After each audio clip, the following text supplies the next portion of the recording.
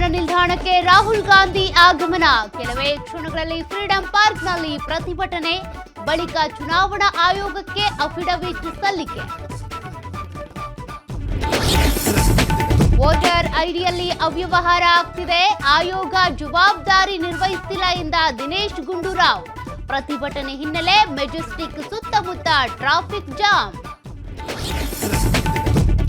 ನೇತ್ರಾವತಿ ನದಿ ತೀರದಲ್ಲಿ ಶವ ಹೂತಿಟ್ಟ ಕೇಸ್, ದೂರುದಾರನ 19 ವರ್ಷಗಳ ಕಾಂಟ್ಯಾಕ್ಟ್ ಪತ್ತೆ ಹಚ್ಚಿದ ಎಸ್ಐಟಿ ಈಗಾಗಲೇ ಕೆಲವರನ್ನ ಕಚೇರಿಗೆ ಕರೆಸಿ ವಿಚಾರಣೆ.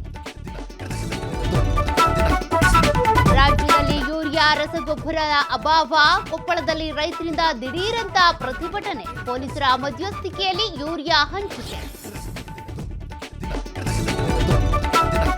ವಿಜಯನಗರದ ಧರ್ಮದ ಗುಡ್ಡದಲ್ಲಿ ಚಿರತೆ ಪ್ರತ್ಯಕ್ಷ, ಚಿರತೆ ಕಂಡು ಗಾಬರಿಯಾದ ಯುವಕರು. ಚಿರತೆ ಓಡಾಟದ ದೃಶ್ಯ ಮೊಬೈಲ್ನಲ್ಲಿ ಸೆರೆ.